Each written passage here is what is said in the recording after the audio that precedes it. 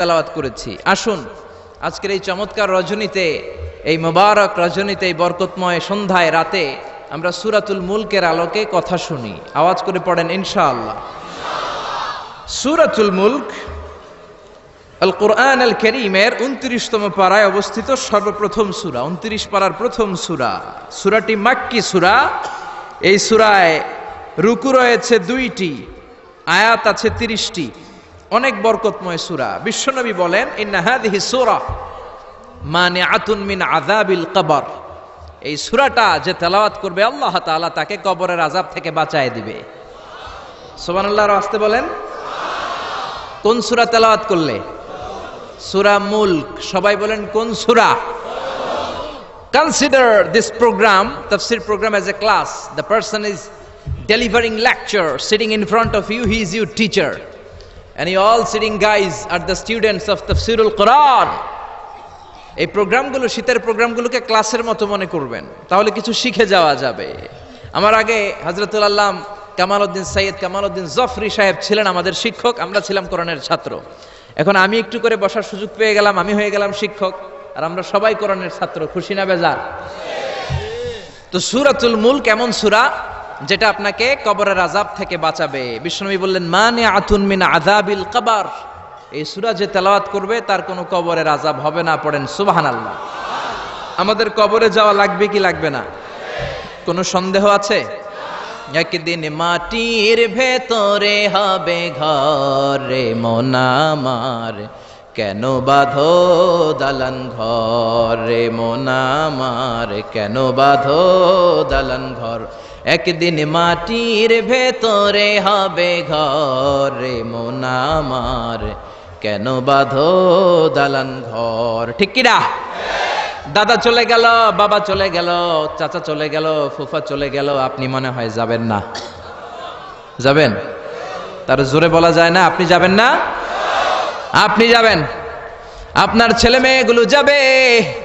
আপনার বিবির পেটে 2 মাসের ছোট্ট একটা বাচ্চা, এখনো রক্ত মাংস মানুষ হয় নাই, এতটুকু গোশতের টুকরা, ওই বাচ্চাটা মনে হয় যাবে না?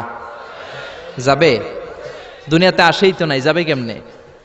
আসবে, যতদিন হায়াত পাওয়ার পাবে তারপরে যাবে। চিল্লায় বলেন ঠিক কিনা? কিন্তু আমাদের লাইফস্টাইল দেখলে মনে হয় আমরা মরবো না, 1000 বছর বাঁচার জন্য আমরা এসেছি। শুধু আমরা বলি সবকিছু আমার, আমার, আমার বাড়ি, আমার গাড়ি, আমার এলাকা, আমার দাপট, এগুলো বলতে আমরা খুব পছন্দ করি। চিল্লায় কোন ঠিক কিনা? কেমন করে আপনার বাড়ি, যেই বাড়িটারে আমার বাড়ি বলে আপনি ঘোষণা দেন, আপনার বাবা যখন এই বাড়িতে থাকতো আপনার বাবাও বলতো বাড়িটা আমার বাড়ি, বলতো না? আপনার দাদা যখন এই বাড়িতে থাকতো দাদাও বলতো এটা আমার বাড়ি।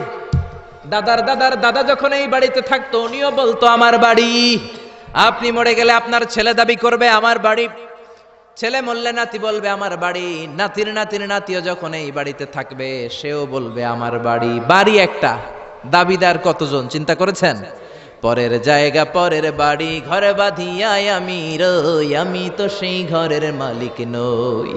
পরের জায়গা পরের বাড়ি, ঘরে বাঁধিয়ায় আমি রই, আমি তো সেই ঘরের মালিক নই। ঠিক কিনা? এজন্য এই দুনিয়াটা হলো ট্রানজিট পিরিয়ড। আজীবন থাকার জন্য আসি নাই, কিছুদিনের জন্য আসলাম। কবরের বাড়িতে আমাদেরকে যেতে হবে, কবরের প্রিপারেশন, প্রস্তুতি আমাদেরকে নিতে হবে। এই জন্য বিশ্বনবী বললেন, ইন্না ফিল কুরআনি লাসূরা, কোরআনের মধ্যে এমন একটা সূরা আছে, মানিআতুন মিন আযাবিল কবর। এই সূরাটাকেও তেলাওয়াত করলে ওই কবরের আযাব থেকে ওই বান্দাটারে বাঁচায়া দিবে কে? কি নাম ওই সূরার? আরো জোরে বলেন। সূরা মুলক তেলাওয়াত করতে রাজি আছেন তো? আবার বিশ্বনবী বললেন, শাফাআত লি সাহিবিহা, এই সূরাটা কিয়ামতের দিন তেলাওয়াতকারীর জন্য আল্লাহর কাছে সুপারিশ করবে। আপনি তেলাওয়াত করলে আপনার জন্য আল্লাহর কাছে সুপারিশ করবে। কোরআন যদি কারো পক্ষে আল্লাহর কাছে সুপারিশ করে, ওই সুপারিশ আল্লাহ কোনোদিন ফেলে দিতে পারবে নাকি? পারবে? মাননীয় অর্থমন্ত্রী যদি মাননীয় প্রধানমন্ত্রী শেখ হাসিনার কাছে কোনো বিষয়ে সুপারিশ করে, শেখ হাসিনা এটাকে রিজেক্ট করতে পারবে? ফেলে দিতে পারবে? কারণ অর্থমন্ত্রীর সুপারিশ। চিল্লায় বলেন ঠিক কিনা? তেমনি কোরআন যদি কিয়ামতের দিন আপনার পক্ষে আল্লাহর কাছে সুপারিশ করে, কোরআনের সুপারিশও কবুল করে নিবে কে?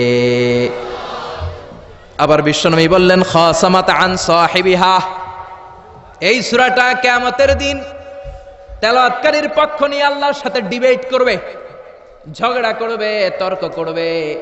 আল্লাহর সাথে ডিবেট, আল্লাহর সাথে ঝগড়া, সাহস বেশি না কম? জোরে বলেন। আল্লাহর সাথে ঝগড়া করবে, তর্ক করবে, কতক্ষণ? হাত্তা আদখালাহুল্লাহুল জান্নাহ, যতক্ষণ না আল্লাহ তাআলা এই সূরার তেলাওয়াতকারীকে জান্নাতে ঢুকিয়ে না দেয় ততক্ষণ এই সূরা আল্লাহর সাথে তর্ক করতেই থাকবে। চিল্লায় সবাই পড়েন আল্লাহু আকবার। এজন্য বিশ্বনবী বলতেন, মান ক্বারা বিহা ফি লাইলাতিন ফাকাদ আকসারা ওয়া আতাবা। রাত্রিবেলা এই সূরাটা যে তেলাওয়াত করবে তার আমলনামাটা সওয়াব দিয়ে পরিপূর্ণ করে দিবে কে? এখন দিন নাকি রাত? জোরে বলেন। এখন সূরাতুল মুলকের তাফসীর শুনলে প্রত্যেকের আমলনামাটারে সওয়াব দিয়ে পূর্ণ করে দিবে কে? এজন্য বিশ্বনবী বলতেন, আমি চাই আমার প্রতিটা উম্মতের হৃদয়ে এই সূরাটা গাঁথা থাক। আমি চাই আমার প্রতিটা উম্মতের সিনার ভিতরে সূরাতুল মুলকটা মুখস্থ থাক। আমি চাই আমার প্রতিটা উম্মতের কলিজার ভিতরে এই সূরাটা হিফজ করা থাক। পড়েন সুবহানাল্লাহ। এজন্য বিশ্বনবীর উম্মত হিসেবে এই সূরাতুল মুলক আমাদের মুখস্থ থাকার দরকার আছে না নাই? জোরে বলেন। সূরা মুলক মুখস্থ করতে রাজি আছেন? যে কয়েকজন ইনশাআল্লাহ বলছেন শুধু তারা করবেন, বাকিরা করবেন না। সূরাতুল মুলক মুখস্থ করতে রাজি আছেন সবাই? এই সূরার মাত্র 30টা আয়াত। কয়টা? এক মাসে কয়দিন? আপনাদের এই আড়াইবাড়ি এলাকায় কয়দিন? এদিকে 30 দিন। তাহলে প্রতিদিন যদি একটা করে আয়াত মুখস্থ করেন, পুরা সূরাটা মুখস্থ করতে লাগবে কয়দিন? জোরে বলেন না। তাহলে আগামী এক মাসে আমরা এই সূরাতুল মুলক মুখস্থ করে ফেলবো। রাজি আছেন? রাজি আছেন সবাই? আল্লাহ তুমি কবুল করো। এখন পড়া শোনাবেন কার কাছে? এটা আপনাদের হোমওয়ার্ক, বাড়ির কাজ, হোম টাস্ক, আল ওয়াজিব আল মানজিলি। এক মাস পরে তো আমি থাকবো না, আমি তো ওয়াজ করে চম্পট। তো পড়া শোনাবেন এলাকার ইমাম সাহেবদের কাছে, খতিব সাহেবদের কাছে, হাফেজ সাহেবদের কাছে। বলবেন আজহারি ভাই এসেছিল, এসে সূরাতুল মুলক আমাদেরকে পড়া দিয়ে গেছে। মুখস্থ করতে রাজি আছেন সবাই? সবাই রাজি? দিস সূরা is an eye opener for you. এই সূরাটা আপনার চোখকে খুলে দিবে, আপনার চিন্তার জগতে একটা আন্দোলন তৈরি করবে, আপনার ঘুমন্ত বিবেককে জাগিয়ে তুলবে। সুবহানাল্লাহ পড়েন। নাস্তিকদের জন্য এই সূরার ভেতরে আল্লাহ তাআলা কিছু ডোজ দিয়ে দিয়েছে, কিছু মেডিসিন। এজন্য এই সূরার আলোকে আমরা জানার চেষ্টা করব কি কি মেডিসিন আল্লাহ নাস্তিকদের জন্য দিলেন। আমরা আল্লাহকে বিশ্বাস করি তাই আমরা আস্তিক, আর যারা বিশ্বাস করে না তারা কি? বাংলার জমিনে এরকম কিছু নাস্তিক আছে না নাই? নতুন এক নাস্তিক এসেছে, আসাদ নূর, ঠিক কিনা? ফেসবুকের লাইভে এসে সে বলেছে প্রতিদিন নাকি সকালবেলা কোরআনের উপরে পেশাব করবে। এটা কি মানুষ না অমানুষ? এটা জাহান্নামের নরকীট আর পিতৃ পরিচয়হীন জারদ সন্তান। জোরে বলেন ঠিক কিনা? বাংলাদেশ সরকারের উচিত এই বেয়াদবটাকে আইনের আওতায় আনা, বিচারের আওতায় আনা, বিশাল সমাবেশ করে লক্ষ মানুষের সামনে ফাঁসির রশিতে ঝুলিয়ে দেয়া।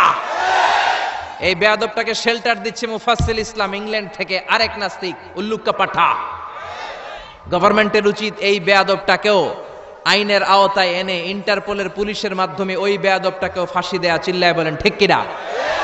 92% মুসলিম যে দেশে বসবাস করে ওই দেশে বসে কোরআনকে গালি দেওয়ার স্পর্ধা তোর আসলো কোত্থেকে? চিল্লায় এখন ঠিক কিনা? এজন্য আমাদেরকে এক থাকতে হবে, ন্যাক থাকতে হবে। কোরআনের বিরুদ্ধে কথা বললে তাদেরকে কোনো ধরনের চান্স দেয়া যাবে না। চিল্লায় এখন ঠিক কিনা? যারা কোরআনের গালি দেয় তারা এই জমিনটা চিনে নাই। এই জমিন পীর আউলিয়াদের জমিন, এই জমিন দাড়িওয়ালাদের জমিন, টুপিওয়ালাদের জমিন, এই জমিন আলিয়া মাদ্রাসার জমিন, কৌমি মাদ্রাসার জমিন, এই জমিন টঙ্গীর তুরাকপাড়ের বিশ্ব ইস্তেমার জমিন। জোরে কোন ঠিক কিনা? এদেশে আর কিছু থাকবে না থাক, আমার কোরআন থাকবেই। আর কিছু থাকবে না থাক, হাক্কানি দরবারগুলো থাকবেই।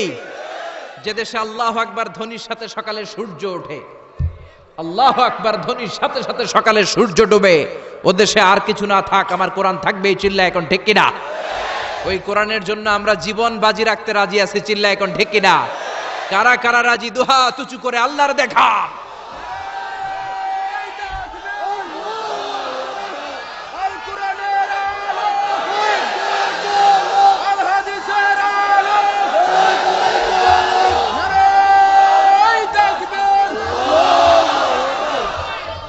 আল্লাহ কোরআনের জন্য ভালোবাসাকে তুমি কবুল করে নাও। এই যে কোরআনের কথা শুনলে আমরা আবেগ আপ্লুত হয়ে যাই, এই দরদটাকে তুমি আমাদের নাজাতের ওসিলা বানাও। আরো জোরে পড়েন আমিন। এই সূরাটা আপনার চোখ খুলে দিবে। নাস্তিকদের জন্য আল্লাহ এই সূরাতে ডোজ দিয়েছে। নাস্তিকরা বলে আমরা স্রষ্টায় বিশ্বাস করি না, এর কারণ আনসিন ইজ নাথিং, যেটা দেখা যায় না ওইটা মানি না। নাস্তিকরা যে আল্লাহ তাআলাকে বিশ্বাস করে না, তাদের সবচেয়ে যুক্তি হচ্ছে আনসিন ইজ নাথিং, যেটা দেখা যায় না ওইটা বিশ্বাস করি না। তো নাস্তিককে জিজ্ঞেস করবেন, do you see the air in the atmosphere? এই যে বায়ুমণ্ডলে বাতাস, তুমি কি বাতাস দেখতে পাও? So why do you believe on that? তাহলে বাতাস না দেখলে বাতাসে বিশ্বাস করো কেন? Do you see the bad headache someone feel in his head?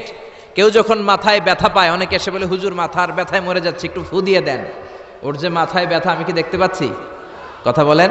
So why do you believe on that? তাহলে বিশ্বাস করো কেন? আরে মিয়া, তুমি তো তোমার নিজেরই দেখো না, নিজের স্রষ্টারে দেখবা কেমন করে? আমরা কি আমাদের চোখ দেখতে পাই আয়নার সাহায্য ছাড়া? জোরে বলেন। আমি কি আমার চোখ দেখতে পাচ্ছি? আপনারা আপনাদের চোখ দেখতে পাচ্ছেন? আপনারা আমারটা দেখতেছেন, আমি আপনাদেরটা দেখতেছি, কিন্তু আমরা কি আমাদেরটা দেখতে পাচ্ছি? সামনে আয়না না ধরলে আমরা আমাদের চোখ দেখি না। আপনি কি আপনার পিঠ দেখেছেন আয়নার সাহায্য ছাড়া? জোরে বলেন। আরে আয়না এনে দিলেও তো পিঠ দেখতে গেলে ঘাড় ভেঙে যাওয়ার সম্ভাবনা আছে, চিল্লা এখন ঠিক কিনা? এজন্য আল্লাহ ডেকে বলে, গোলাম আমারে দেখা যায় না। লা তুদরিকুহুল আবসার ওয়া হুয়া ইউদরিকুল আবসার ওয়া হুয়াল লাতীফুল খাবীর। পৃথিবীর কোন চোখ আমি আল্লাহরে দেখে না, আমি আল্লাহর চোখ পৃথিবীর সবাইরে দেখে, ঠিক কিনা? এজন্য আমারে দেখা যায় না। আমার সৃষ্টির দিকে নজর করে তাকা, আমার সৃষ্টির ভেতরে আমি আল্লাহর নিদর্শন আছে না নাই? কক্সবাজারে যান, the longest sea beach in the world, পৃথিবীর সবচাইতে বড় সমুদ্র সৈকত বাংলাদেশে দিয়ে দিয়েছে কে? 155 কিলোমিটার। এই সাগরের সামনে যখন দাঁড়াবেন, সাগরের ঢেউ তর্জন গর্জন যখন আপনার চোখে পড়বে, সাগরের দিকে তাকালে আপনি বুঝতে পারবেন এই সাগরেরও একজন স্রষ্টা মালিক আছে না নাই? পাহাড়ের দিকে নজর করলে বুঝবেন পাহাড়ের একজন স্রষ্টা আছে। মরুভূমির দিকে যদি তাকান আপনি বুঝতে পারবেন এই মরুভূমির একজন স্রষ্টা আছে। ঝর্ণার দিকে নজর করলে বুঝবেন এই ঝর্ণারও একজন মালিক আছে না নাই? ঝর্ণা ঝর্ণা ঝর্ণা রে, বলনা বলনা বলনা রে, কার বিরহে পাগল পাড়া তুই, কার মিলনে ফুল ফসলে ভরা রে তোর দুকুল ভুই, কার মিলনে ফুল ফসলে ভরা রে তোর দুকুল ভুই, ঝর্ণা ঝর্ণা ঝর্ণা রে, বলনা বলনা বলনা রে, কার বিরহে পাগল পাড়া তুই। পড়েন আল্লাহু আকবার। ঝর্ণার দিকে যদি তাকান অন্তরের চোখ নিয়ে, আপনার অন্তর আপনাকে সায় দিবে, বলে দিবে যে এই ঝর্ণা এমনি এমনি তৈরি হয় না, এই ঝর্ণারও একজন স্রষ্টা আছে না নাই? এজন্য নাস্তিকদের জন্য আল্লাহ এই সূরাতে ডোজ দিয়েছেন। কুফা নগরীতে এক নাস্তিক ছিল, সে বলে আমি স্রষ্টাকে মানি না, যদি কেউ আমার সামনে এসে প্রমাণ করে দিতে পারে যে স্রষ্টা বলে একজন কেউ আছে আমি মেনে নিব। কুফার লোকেরা বলল, ইনদানা ইমাম ইসমুহু নু'মান ইবনু সাবিত, আমাদের একজন ইমাম আছে তার নাম নু'মান, উনি আমাদের ইমাম, আল ইমাম আল আযম আবু হানিফা। সুবহানাল্লাহ পড়বেন না? সবাই বলল তুমি নাস্তিক, তোমার ইমামে আযম আবু হানিফা নু'মান ইবনু সাবিত, উনি বুঝাইয়ে দিতে পারবে যে স্রষ্টা বলে একজন আছে। নাস্তিক বলে, কই তোদের ইমাম, নিয়ে আয়। সময় দেয়া হলো জুমার নামাজের পরে দুপুর 2টায় কুফার একটা ময়দানে সাইয়েদনা ইমাম আবু হানিফা আর নাস্তিক একসাথে তর্ক করবে, ডিবেট করবে। সাইয়েদনা আবু হানিফা উনি আল্লাহর পক্ষে আর নাস্তিক আল্লাহর বিপক্ষে। তো যেদিন তর্কের ডেট করা হলো, হাজার হাজার মানুষ এসেছে, ওই নাস্তিকও এসেছে, আসে নাই শুধু ইমাম আবু হানিফা। 2টার দিকে এসে সবাই বসে আছে, আসে না। 2:30 বাজে, আসে না। 3টা বাজে, আসে না। 3:30 আসে না। 4টার দিকে দৌড়ায় আসছে। নাস্তিক বলে, যেই লোকের সময় জ্ঞান নাই ওই লোকের সাথে কোনো তর্ক নাই। কথা শুনতেছেন? মনোযোগ আছে না গেছে? যার সময়ের জ্ঞান নাই তার সাথে তর্ক নাই। ইমাম আবু হানিফা বললেন, ইনদি উযর, আমার ওজর আছে, আই হ্যাভ এক্সকিউজ। কি এক্সকিউজ আছে? আবু হানিফা বলতে শুরু করলেন, আমি যখন ঘর থেকে বের হয়ে যাই আমার বাড়ির সামনে বিশাল একটা নদী পড়ে যায়, এই নদীটা পার হয়ে আসতে হয়। আজকে যে দেখি নদীর সামনে কোনো মানুষ নাই, কোনো নৌকা নাই, কেউ নাই। নদীর পাশেই বিশাল বড় একটা গাছ, হঠাৎ দেখলাম এমনি এমনি গাছটা কেটে দুই ভাগ হয়ে গেল, এমনি এমনি গাছ থেকে তক্তা বেরোয় জোড়া লেগে গেল। করাত ছাড়া, মিস্ত্রি ছাড়া কাঠগুলো অটোমেটিক্যালি লেগে লেগে নৌকা হয়ে গেল। মাঝি ছাড়া, লগি ছাড়া, বৈঠা ছাড়া এই নৌকাতে আমি উঠে বসলাম, নৌকা আমাকে নিয়ে টান দিয়ে সা করে নদীর উপার নিয়ে গেল। এই প্রসেসিংটা হতে আমার 2 ঘন্টা সময় লেগেছে। কয় ঘন্টা? নাস্তিক কয় তবে ইমাম গাঞ্জা খাইছে, গাঞ্জা। তোদের ইমাম গাঁজা খেয়েছে অথবা গত রাতে ঘুমায় নাই। সাইয়েদনা ইমাম আবু হানিফা বললেন, এমন কথা বলেন কেন? নাস্তিক বলে, মানুষ ছাড়া, করাত ছাড়া, মিস্ত্রি ছাড়া গাছ এমনি এমনি 2 ভাগ হয়ে যায় নাকি? এমনি এমনি তক্তা জোড়া লেগে যায় নাকি? কাঠের পিসগুলো জোড়া লেগে লেগে নৌকা হয়ে যায় নাকি? মাঝি ছাড়া, লগি ছাড়া, বৈঠা ছাড়া নদীর এপার থেকে নৌকা কাউকে নিয়ে ওপারে চলে যায় নাকি? ইমাম আবু হানিফা বললেন, now you are on the right track. এই তো আপনি লাইনে চলে আসছেন, এখন আপনারা বোঝানো সহজ হবে আমার। সাইয়েদনা ইমাম আবু হানিফা বললেন, বুঝলাম, এমনি এমনি কিছু হয় না, এমনি এমনি তক্তা হয় না, এমনি এমনি নৌকা হয় না, এমনি এমনি মাঝি ছাড়া নৌকা চলে না। তাহলে আকাশটা কেমন করে এমনি এমনি হলো? জমিনটা কেমন করে এমনি এমনি হলো? মহাশূন্য কেমন করে এমনি এমনি হলো? নভমণ্ডল ভূমণ্ডল কেমন করে এমনি এমনি হলো? কার ইশারায় সাগর বয়ে যায়, কার ইশারায় ঝর্ণা চলে? চিল্লা এখন সুবহানাল্লাহ। নাস্তিক বলে, তাই তো, এইভাবে তো আমি ভেবে দেখি নাই, আসলেই তো আমি একটা উল্লুক্কা পাঠা, আমি তো চিন্তা করি না এইভাবে। নাস্তিক বলে, ও ইমাম, আপনি আমার ঘুমন্ত বিবেককে জাগিয়ে দিয়েছেন, আমার চোখ আপনি খুলে দিয়েছেন, আর দেরি করার দরকার নাই। আপনি আমারে পড়িয়ে দেন, লা ইলাহা ইল্লাল্লাহু মুহাম্মাদুর রাসূলুল্লাহ সাল্লাল্লাহু। এজন্য সূরার ভেতরে নাস্তিকদের জন্য কিছু মেডিসিন দিয়েছে কে? আরো জোরে সবাই বলেন, কে? সূরার নাম আরো জোরে সবাই বলেন না, কি নাম? সূরা মুলক। মুলক মানে ক্ষমতা, মুলক মানে কি? মুলক মানে পাওয়ার, মুলক মানে অথরিটি, মুলক মানে সভরেন্টি। আল্লাহ শুরু করলেন, তাবারাকাল্লাযী বিয়াদিহিল মুলকু ওয়া হুয়া আলা কুল্লি শাইইন কাদির। সুমহান সেই সত্তা যার হাতে ক্ষমতা, আর তিনি পৃথিবীর সব কিছু করার ব্যাপারে সক্ষমতা রাখেন। সুবহানাল্লাহ। আল্লাহ শুরু করলেন তাবারাকা দিয়ে, তাবারাকাল্লাযী বিয়াদিহিল মুলক। সুমহান সেই সত্তা যার হাতে ক্ষমতা। ক্ষমতা কার হাতে? সবাই বলেন, কার হাতে? নাকি আপনাদের হাতে? আপনারা তো বলেন ক্ষমতা আপনাদের হাতে, বলেন না? জনগণ সকল ক্ষমতার উৎস, বলেন না? এটা রাষ্ট্রীয় কুফুরি, রাষ্ট্র থেকেও কিছু কুফুরি আমাদেরকে শেখানো হয়। এজন্য রাষ্ট্রের সব সিগন্যাল মেনে নেওয়া যাবে না। চিল্লা এখন ঠিক কিনা? জনগণ সকল ক্ষমতার উৎস নয়, সকল ক্ষমতার উৎস হচ্ছে একজন, তিনি কে? একটু খেয়াল করে বুঝে উত্তর দেন। কেমন করে আপনি ক্ষমতার উৎস হন? আপনার যখন পেটে ব্যথা হয়, আপনি বিছানায় গড়াগড়ি খান কি খান না? ডায়রিয়া হলে চিল্লাচিল্লি করেন কি করেন না? তো আপনি না ক্ষমতার উৎস, আপনি চিল্লাচিল্লি করেন কেন? 3 বার ডায়রিয়ার কারণে টয়লেটে গেলে 4th বার আর চেহারার দিকে তাকানো যায় না। 5 বার বাথরুমে গেলে বাইরে একা আই আর হাইতান্ন আই মরি যাইউম। তো হাইতান্ন কিল্লাই? আপনার ক্ষমতার মালিক। ডায়রিয়া হলে আপনি টয়লেট থেকে বের হয়ে বলবেন, আমি ক্ষমতার মালিক, এই জন্য আমার ডায়রিয়া হয়েছে। আসলে আমরা ক্ষমতার মালিক নই, ক্ষমতার মালিক একজন, তিনি কে? আমরা হলাম সবাই দুর্বল। ওয়া খুলিকাল ইনসানু দাঈফা। আমাদেরকে দুর্বল বানিয়ে আল্লাহ তৈরি করেছেন। শুধু আমরাই দুর্বল নই, আমরা দুর্বলের ঘরের দুর্বল। আমরা দুর্বল, আমাদের বাবাও দুর্বল, দাদাও দুর্বল, তার মানে দুর্বলের ঘরের, দুর্বলের ঘরের আমরা তো দুর্বল। রিকশার টায়ার পাংচার হলে আমরা বাজারে লাভ দিয়ে উঠি, লাভ দেন না? আমি কত লাভ দিছি? আমি তো এক জেলা থেকে আরেক জেলায় তাফসীর প্রোগ্রামের কারণে যাওয়া লাগে, তো মাঝ রাতে মাঝে মাঝে ট্রাকের চাকা টায়ার পাংচার হয়ে যায়, তো লাভ দিয়ে উঠি। রিকশাওয়ালারে বলি, কিরে? ড্রাইভাররে বলি, কিরে কিসের আওয়াজ? বলে, হুজুর ট্রাকের টায়ার পাংচার হয়ে গেছে। লাভ দিয়ে উঠি। কোনো ক্ষমতা নাই। পিছন থেকে কেউ যদি বলে, হুজুর মাহফিলের প্যান্ডেলে সাপ, ফস, খুঁজে পাওয়া যাবে? আপনারা থাকলো আমি দৌড় দুমে এসি বাদিয়া চাচা আপন প্রাণ বাসা। 3-4টা ভাউয়া ব্যাং যদি কেউ ছেড়ে দেয়, এখানে একটা ওইদিকে একটা ওইদিকে একটা, ব্যাং আর কি লাভ দিবে? তার সে 3 ডবল লাভ দিয়ে আপনারা পালাবেন, ঠিক কিনা? তাহলে আসলে আমাদের কোনো ক্ষমতা নাই, ক্ষমতার মালিক হলো একজন, তিনি কে?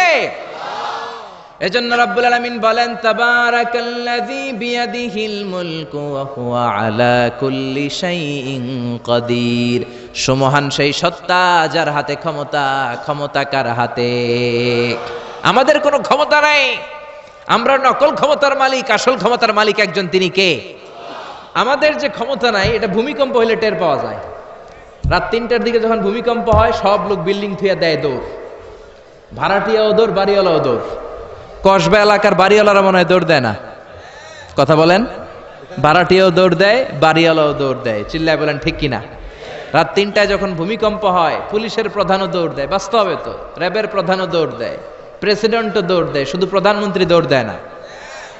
দেয়? আমি কই নাই, কিন্তু আপনারা কইছেন।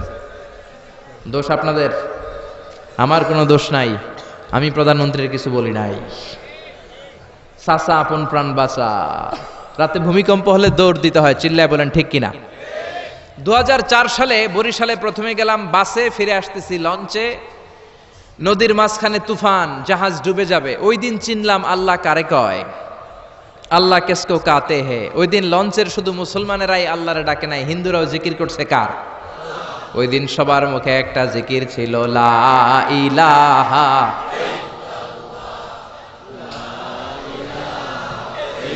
লা ইলাহা ইল্লাল্লাহু মুহাম্মাদুর রাসূলুল্লাহ। লঞ্চের সবাই সেদিন চিৎকার দিয়ে বলছে বাঁচাও। আমি বললাম কে বাঁচাবে? কয় হুজুর আপনি বাঁচাবেন।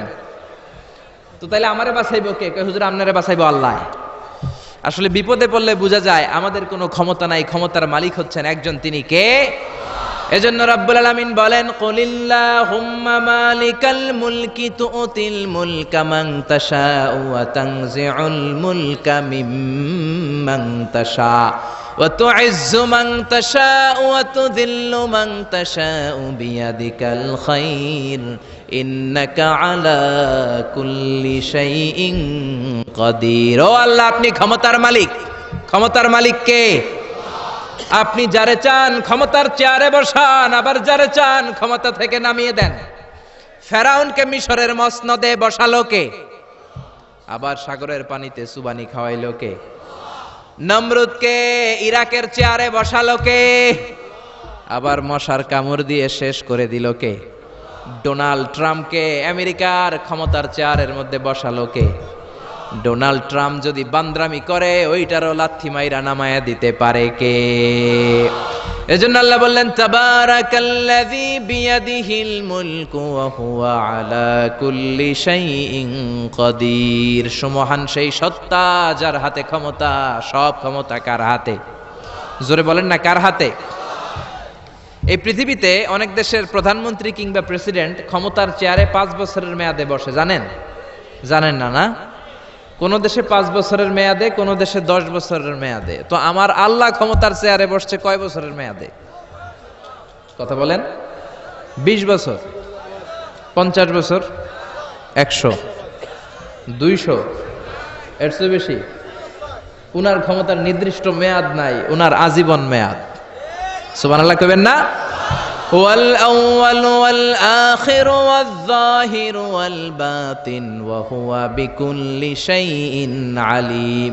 আল্লাহ বললেন আমি প্রথম, আমি শেষ, আমি প্রকাশ্য, আমি গোপন।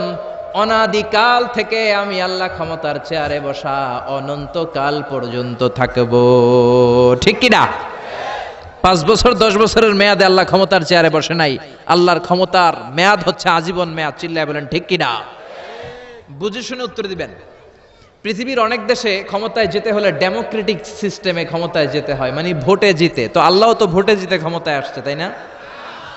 ভোট ছাড়া, হ্যাঁ, এমনি এমনি চলে আসছে। আবার পৃথিবীর অনেক দেশে ডিকটেটরশিপ সিস্টেমে, মানে স্বৈরাচারী পদ্ধতিতে, জোর যার মুল্লুক তার, ওই সিস্টেমে ক্ষমতায় বসে। আল্লাহ তো এই সিস্টেমে আসছে না? আচ্ছা। আবার অনেক দেশে আছে মোনার্কি সিস্টেম, রাজতন্ত্র, বাবা রাজা, তার ছেলেও রাজা। তো আল্লাহর বাবা ছিল রাজা, এই জন্য আল্লাহও রাজা। বিষয়টা কেমন?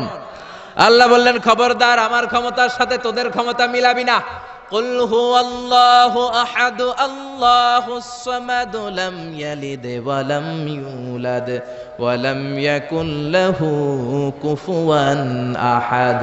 লাম ইয়ালিদ ওয়া লাম ইউলাদ, আমি কাউরে জন্ম দেই নাই, আবার আমি কারো কাছ থেকে জন্ম নেই নাই, উত্তরাধিকার সূত্রে কারো কাছ থেকে ক্ষমতা পাই নাই।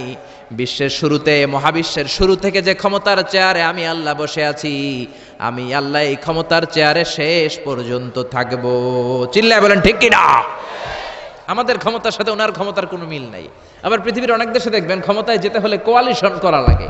বাংলাদেশে এটারে বলে জোট করা লাগে। কি করা লাগে? জোটের রাজনীতি বাংলাদেশে আছে না নাই? কথা বলেন, কথা কয় না, মনে হয় কিছু বুঝেই না। জোটের রাজনীতি আছে না নাই? জোট যার বেশি ক্ষমতা তার বেশি, ঠিক কিনা? প্রথমে শুরু হইল 4 দলীয় জোট, তারপর 14 দলীয়, তারপর 18 দলীয়, এরপর 20 দলীয়, এরপর মহাজোট, এবার হবে মহাজোট। তো আল্লাহ তো জোট করে ক্ষমতায় আসছে। আল্লাহর জোট করা লাগছে, কোয়ালিশন করা লাগছে। আল্লাহ বললেন, খবরদার, ওয়ালাম ইয়াকুল্লাহু শারীকুম ফিল মুলকি ওয়া কাব্বিরহু তাকবীরা, আমার ক্ষমতায় কোনো অংশীদার দল নাই, আমার ক্ষমতার মধ্যে কোনো শরিক দল নাই, আমার কোনো জোট নাই, আমার কোনো কোয়ালিশন নাই, আমি একাই ক্ষমতার মালিক, আমার ক্ষমতায় ভাগ বসানোর মতো কেউ নাই। জোরে কোন ঠিক কিনা?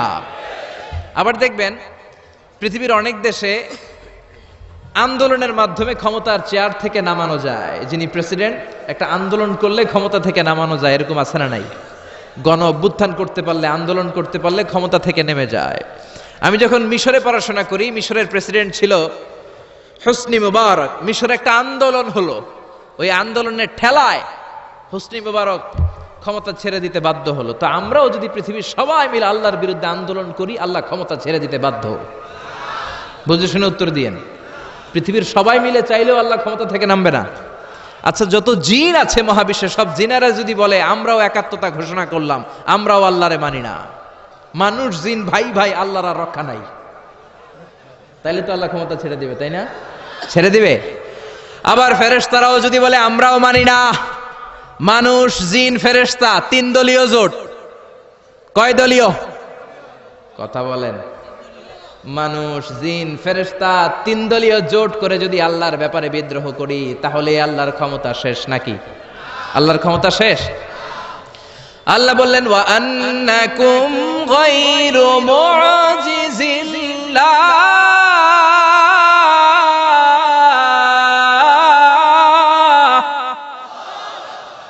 খবরদার, গোটা বিশ্বের সবাই মিলে যদি আমি আল্লাহরে পরাস্ত করতে চাও, গোটা বিশ্বের সবাই মিলে যদি আমি আল্লাহর ব্যাপারে বিদ্রোহ করো, আমি আল্লাহর বিরুদ্ধে যদি আন্দোলন সবাই মিলে তোমরা করো, আমার ক্ষমতার 1 আনাও তোরা কমাতে পারবি না। সুবহানাল্লাহ। তার মানে আমাদের ক্ষমতার সাথে আল্লাহর ক্ষমতার কোনো মিল নাই। চিল্লায় বলেন ঠিক কিনা? আবার বুঝে শুনে উত্তর দেন। অনেক দেশে দেখবেন রাজার বয়স এত হইছে, বয়সের ভারে নুজ্জ হয়ে 70-80-তে পৌঁছে গেছে, কয় আই আর হাইতান্ন, আমি অবসরে যাব, সেলফ রিটায়ারমেন্ট, স্বেচ্ছায় অবসরে যাব। এরকম হয় না? অনেক রাজা, সুলতান, প্রেসিডেন্ট স্বেচ্ছায় অবসরে চলে যায়। তো আল্লাহরও তো অনেক বয়স হয়েছে, এখন আল্লাহর অবসরে যাওয়ার সময় এসেছে। বয়স হয় নাই, এত বছর উনি ক্ষমতা চালায়, এখনো বয়স হয় নাই। উনি ক্লান্ত হয় না? উনার ঘুমে ধরে না? আল্লাহ বললেন, খবরদার, লা তাখুযুহু সিনাতুন ওয়ালা নাওম, আমার ঘুম নাই, আমার কোনো নিদ্রা নাই, আমার কোনো তন্দ্রা নাই, আমার কোনো ঝিমুনি নাই। ওয়ালা ইয়াউদুহু হিফযুহুমা ওয়া হুয়াল আলিয়ুল আযীম। এই পুরো মহাবিশ্বটা পরিচালনা করতে যে আমি আল্লাহ ক্লান্ত হই না, আমি আল্লাহর তন্দ্রা আসে না, আমি আল্লাহর ঝিমুনি আসে না, আমি আল্লাহর ঘুম আসে না, আমি আল্লাহ একাই মহাবিশ্বের সব ক্ষমতার মালিক। ঠিক কিনা? এজন্য আল্লাহ বললেন, তাবারাকাল্লাযী বিয়াদিহিল মুলকু ওয়া হুয়া আলা কুল্লি শাইইন কাদির। সমহান সেই সত্তা যার হাতে ক্ষমতা। ক্ষমতা কার হাতে? সবাই বলেন না, ক্ষমতা কার হাতে? নাকি আপনাদের হাতে? আর কোনদিন বলবেন জনগণ সকল ক্ষমতার উৎস? আর কোনদিন বলবেন সকল ক্ষমতার উৎস হচ্ছে একজন, তিনি কে? আওয়াজ করে বলতে হবে, তিনি কে?